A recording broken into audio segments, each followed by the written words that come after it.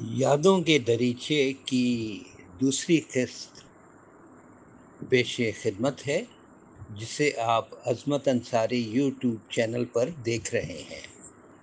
یادوں کے دریچے کو سن 2020 میں یو بی ایل کا لٹریری ایوارڈ ملا اور یہ سال رواں کی نان فکشن کیٹیگری میں بہترین کتاب ڈکلیئر کی گئی۔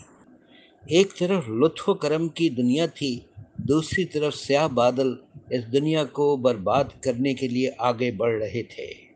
جاپان ایئر فورس کے طیاروں نے برما کے شہر امپھال میں بمباری کرنے کے بعد اپنی چھاتہ بردار فوج اتار کر شہر پہ قبضہ کر لیا تھا۔ دوسری جنگ عظیم میں جاپان، جرمنی اور اٹلی ایک ساتھ تھے اور برطانیہ، امریکہ اور روس ایک ساتھ۔ جاپان ہندوستان پہ حملہ کر کے برطانیہ کو نیچا دکھانا چاہتا تھا، کیونکہ ہندوستان نو آبادی تھی اور برطانوی سامراج کا اہم ستون۔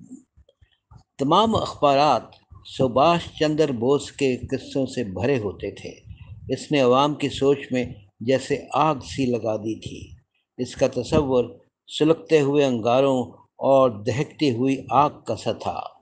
سبھاش چندر بوس نے اپنی ہی ایک فوج تیار کر لی جو انڈین نیشنل آرمی کہلاتی تھی۔ اس نے برطانوی فوج کو چیلنج کر دیا تھا اور باقاعدہ برطانیہ کے خلاف جنگ لڑ رہا تھا۔ وہ کہتا تھا کہ برطانیہ کو اسی وقت ہندوستانیوں کے حوالے کر دینا چاہیے، جبکہ نہرو اور گاندھی کہتے تھے اس طرح کے انقلابی قدم سے ہم آزادی کا مقصد کھو دیں گے، ہم تمام دنیا سے الگ تھلگ ہو جائیں گے۔ عام ہندوستانی سبھاش چندر بوس کو نیتا کہتا تھا اور وہ عوام میں بے پناہ مقبول تھا۔ بوس نے جاپانی فوج سے ایک گہرا تعلق جوڑ لیا، لیکن جاپان کو برما میں شکست ہوئی۔ بوس نے ایک ہوائی جہاز میں بیٹھ کر برما کی سمت پرواز کی۔ راستے میں جہاز گر کر تباہ ہو گیا۔ بوس کا جسد خاکی آج تک کسی کو نہ مل پایا۔ جنگ کا عبداللہ پور پر کوئی اثر نہیں ہوا۔ فیکٹری ایک گھنٹے کے لیے بھی نہ بند ہوئی۔ لوگ یہی سوچتے رہے کہ اگر ہٹلر جنگ جیت جاتا تو نہ جانے ہمارا کیا ہوگا۔ عبداللہ پور کی فیکٹری سے تھوڑی ہی دور ایک کاغذ بنانے کی مل تھی۔ اس کا مینیجر ایک یہودی تھا۔ وہ یہودی اور اس کی بیوی ابا جان کو بہت اچھی نظر سے دیکھتے تھے۔ ایک دن ابا جان کے پاس گاڑی نہیں تھی۔ وہ کچی سڑک پہ چلتے ہوئے یہودی اور یہودن کی خیریت پوچھنے چلے گئے۔ جب یہودی کے بنگلے پر پہنچے تو دستک دی۔ یہودن باہر آئے۔ یہ دیکھ کر کہ ابا جان کے جوتوں پر گرد پڑی ہوئی ہے، وہ جلدی سے گھر کے اندر گئی اور ایک جھاڑن لے آئی۔ اس نے ابا جان کے جوتوں کی گرد صاف کی۔ ابا جان اندر آ گئے۔ وہ پلٹی اور تھوڑی دیر بعد ابا جان سے مخاطب ہوئی۔ اس کے ہاتھ میں ایک ٹوائلٹ سوپ کی ٹکیا تھی۔ ابا جان نے پوچھا، یہ کیا ہے؟ یہودن نے کہا، کل ہم نے اس صابن کے گرد بہت سی موم بتیاں روشن کی تھیں اور ہم نے دعا کی تھی۔ یہودن نے پھر کہا، دراصل یہ صابن ہٹلر نے میرے قریبی رشتہ داروں کی چربی سے بنایا ہے۔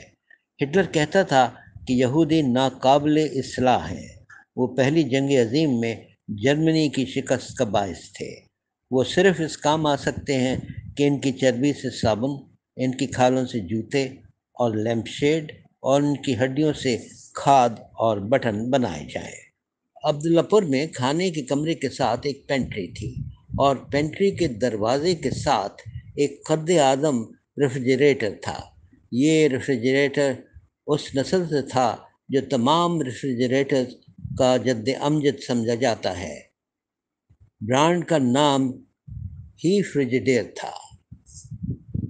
رمضان کے دنوں میں امی کا یہ معمول تھا کہ افطار سے پہلے وہ فیکٹری کے ان ملازموں میں برف تقسیم کرتی جن کے کوارٹر کوٹھی کے نزدیک تھے۔ ان کی تعداد 10 یا 12 سے زیادہ نہیں تھی۔ امی کے ساتھ بغیر وردی کا بیرا کھڑا ہوتا۔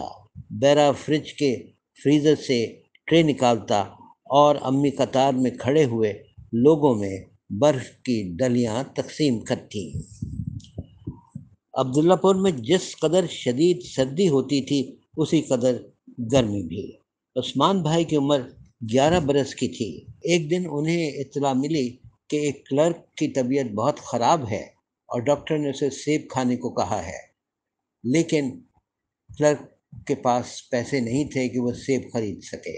عثمان بھائی فوراً اٹھے، کھانے کی میز سے انہوں نے سیب جمع کیے اور اس کو اسی سخت گرمی میں کلرک کے گھر لے گئے۔ کلرک بہت خوش ہوا، لیکن گرمی چونکہ بہت شدید تھی اور دھوپ میں تیزی بہت زیادہ تھی، اس لیے عثمان بھائی کو سن سٹروک ہو گیا اور وہ جاں بحق ہو گئے۔ پورا عبداللہ پور اس غم میں سوگوار تھا۔ میری بھی بے بسی کا ایک عجب عالم تھا۔ میں دیوار سے ٹکریں مارتا تھا، لیکن لوٹا ہوا بھائی واپس نہیں آ سکتا تھا۔ امی کو گردن توڑ بخار ہو گیا۔ امبالے سے ڈاکٹر کو بلایا گیا۔ ڈاکٹر نے امی کو دیکھ کر کہا، اگلے 24 گھنٹے بہت اہم ہے۔ اگر اس دوران بخار اتر گیا تو پھر تشویش کی کوئی بات نہیں۔ امی عشرت کو دودھ نہیں پلا سکتی تھیں۔ برہمن عورتیں عشرت کو اپنے شوہروں سے چھپ چھپ کر دودھ پلاتی۔ مقامی ڈاکٹر ایک دن میں 2 مرتبہ امی کو دیکھنے آتا۔ جب ڈاکٹر نے اعلان کیا کہ امی کی حالت خطرے سے باہر ہے تو ہم لوگوں کی خوشی کا کوئی ٹھکانہ نہیں تھا۔ ابا جان نے فیکٹری کا ایک ماڈل فارم بنوایا تھا تاکہ ارد گرد کے کسان اپنی اپنی زمینوں پر بہتر طور سے گنا لگا سکیں۔ اس کے لیے 2 نئے ٹریکٹر خریدے اور ٹریکٹروں کی ڈلیوری لینے کے لیے فاروق بھائی کو فیکٹری کے کسی ملازم کے ساتھ کر دیا۔ فاروق بھائی 2 چمکدار سرخ رنگ اور پیلی پٹیوں والے ٹریکٹر لے آئے۔ ایک ٹریکٹر وہ خود ہی چلا کر فارم میں داخل ہوئے۔ ٹریکٹر دیکھ کر کسانوں کی خوشی کا کوئی ٹھکانہ نہیں تھا۔ ان کے چہرے خوشی سے تمتما رہے تھے۔ یوں لگ رہا تھا جیسے کہکشاں سے ستارے ٹوٹ کر ان کے درمیان آن گرے ہیں۔ ملکہ آپا جو میرے تایا کی بیٹی تھیں اور بہت خوبصورت تھیں، ہمارے ساتھ کچھ دن رہنے کے لیے دہلی آئیں۔ ملکہ آپا ہمارے خاندان کے سر کا تاج تھیں، لیکن افسوس وہ اب اس دنیا میں نہیں ہے۔ ایک دن صبح صبح میں کھانے کے کمرے میں داخل ہوا۔ سفید براق دسترخوان پر ایک سیاہ رنگ کا شیشناک کوبرا اپنا پھن پھیلائے عین میز کے درمیان بیٹھا ہوا تھا۔ میں زور زور سے چلایا، فاپ فاپ۔ بہت چھوٹا تھا، اس لیے سانپ ادا نہیں کر سکتا تھا۔ اکبر بھیا ہاتھ میں ایک سوٹا اٹھائے دوڑتے ہوئے کمرے میں داخل ہوئے۔ انہوں نے میز پر زور سے ڈنڈا مارا۔ سانپ نے اپنا پھن نیچے کیا اور تیزی سے رینگتا ہوا پہلے میز سے نیچے اترا اور پھر دروازے سے نکل کر لان کی گھاس پر رینگتا ہوا نظروں سے اوجھل ہو گیا۔ اب میں سوچتا ہوں کہ قدرت نے پیشگی اطلاع دی تھی کہ ہم لوگوں کا دانہ پانی عبداللہ پور میں ختم ہونے والا ہے اور ہماری زندگی میں ایک انقلاب رونما ہونے والا ہے۔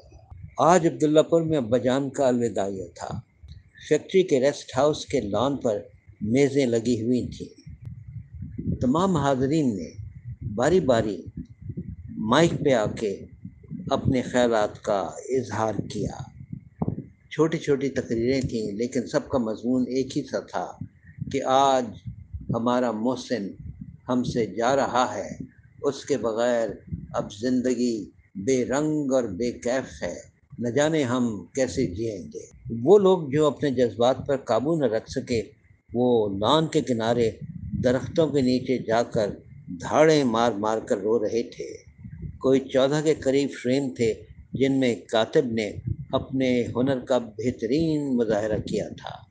یہ 14 نظمیں تھیں جن کا مفہوم کچھ یہ تھا کہ آج ہر کلی اداس ہے، ہر درخت غم سے مرجھا گیا اور نڈھال ہے، جب باغباں ہی باغ کو چھوڑ کر جا رہا ہے تو باغ بھی اجڑ گیا ہے، وغیرہ وغیرہ۔ وہ لوگ جن کی آنکھوں میں آنسو تھے ان میں ہندو، سکھ، عیسائی، مسلمان سبھی تھے۔